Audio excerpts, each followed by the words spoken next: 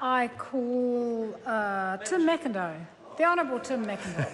Thank you very much, Madam Chair. I appreciate that, because this is only the second call that I've been able to take, and unfortunately, because it's been quite a busy period before and after the adjournment, it hasn't been possible for me to be here for the whole of the debate. I was very concerned before I left the House earlier this evening that at that point the Minister and the Chair hadn't taken any calls, although I understand he has done so.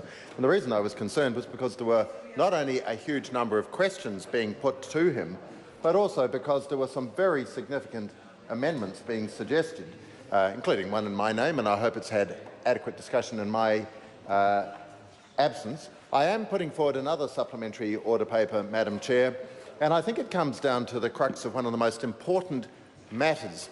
There's that old saying about no taxation without representation.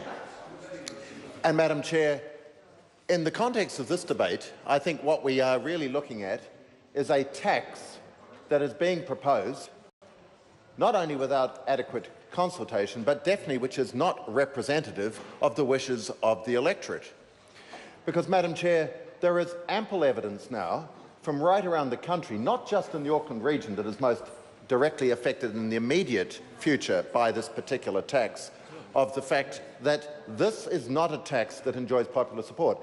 Point of order, Madam Chair. Point of order. I'm just conscious of the fact that we are in the committee stage, and apparently I have even longer to go in this particular call than I had at the start, which is very pleasing.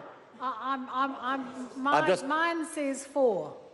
Yours says 4? Well, yes. So I'll just, Madam Chair, I'll just take my lead from you and assume, therefore, that the clock is. There we go. Look at that. Sort of now it's 3.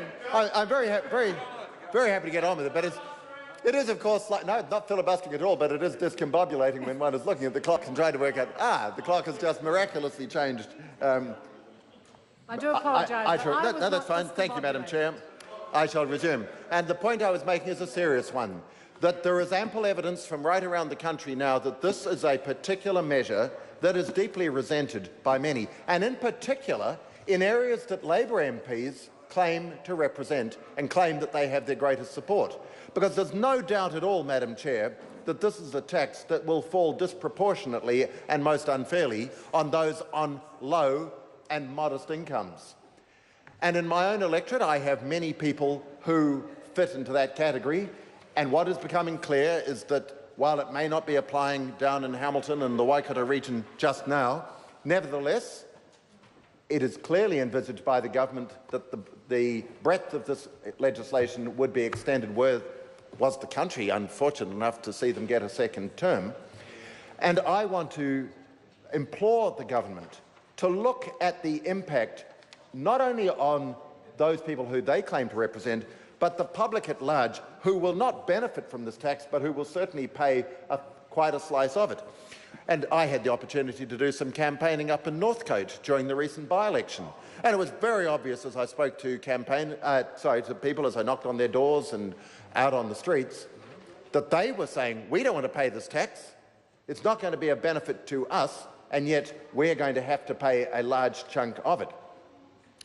Madam Chair, I don't think that it is adequate for the government to say, well, there are some projects that will benefit from this, when, by the same token, they are ignoring the fact that in the previous government's tenure, we had made very significant commitments to extra infrastructure spending, particularly in roading, but also with the City Rail Loop in Auckland, huge investment into Kiwi Rail, huge investment into different forms of public transport. It is not appropriate for the government to say, well, we've just got to go taking more and more money, when our commitments were funded out of the existing budgetary measures.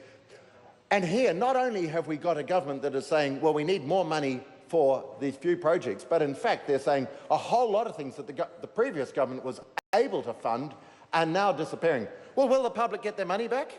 Who, representing an electorate, expects that their constituents are suddenly going to see a refund from the government because the taxes that they were spending on previous projects will no longer go ahead?